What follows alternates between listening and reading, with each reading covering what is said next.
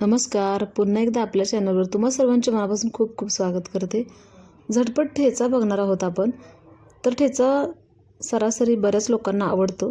तर सुंदर असा ठेचा प्रत्येक घरी केला जातो. तसंच मीही झटपट ठेचा केलेला आहे. तर तो कसा केला आहे ते आपण पाहणार आहोत. त्यासाठी 2 प्रकारच्या मिरच्या घेतलेल्या आहेत. एक सपक मिरची, एक तिखट मिरची आहे. तसेच 10-12 लसूण पाकळ्या आहेत. त्याचबरोबर 1-2 मूठभर शेंगदाणे आहेत, कच्चे शेंगदाणे आहेत.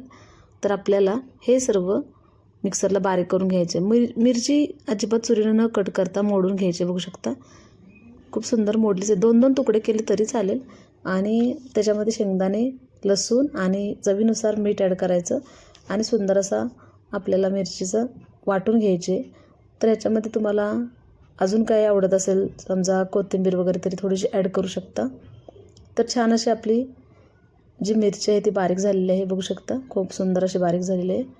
त्यानंतर आपल्याला एक कढई घ्यायची. गॅसवरती कढई ठेवायची. कढई गरम झाली की त्याच्यामध्ये थोडंसं तेल टाकायचं. 1 चमच्यावर तेल गरम झालं की आपल्याला हे जे मिक्सरमध्ये जे आपलं वाटण आहे किंवा ही जी वाटलेली मिरची आहे मिक्सरला बारीक केलेली, ती पूर्ण कढईमध्ये काढून घ्यायची आणि छान अशी वाफवून द्यायची. याच्यावरती झाकण ठेवायचं आणि 2-2 मिनटानंतर आपल्याला सतत हलवत झाकण काढून हलवत आपल्याला एक 5-6 मिनटामध्ये आपला हा ठेचा तयार होतो. तर झटपट ठेचा तयार होतो. आपण मिरच्या जर तळायला लागलो तर त्याचा पूर्ण जो काही वास असतो तो म्हणजे रूममध्ये पूर्ण पसरला जातो आणि ठसका लागतो. लहान मुलं घरी असतील तर अशा वेळेला पूर्ण म्हणजे मुलांना खोकला वगैरे येऊ शकतो. तर आपल्याला टेन्शन येतं की खरडा म्हणजे जो काही ठेचा, याला खरडासुद्धा म्हणतात गावाकडे. तर तो काही ठेचा आहे तर तो बनवायचा कसा, तर त्यावेळेस हा जो मी ठेचा सांगितलेला आहे तर ही ट्रिक्स तुम्ही नक्की वापरू शकता.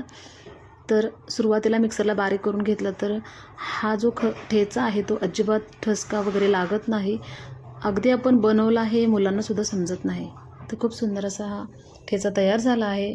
आवडला तर लाईक करा. नवीन असाल तर सबस्क्राईब करा. पूर्ण व्हिडिओ पाहिला त्याबद्दल आभारी आहे. धन्यवाद.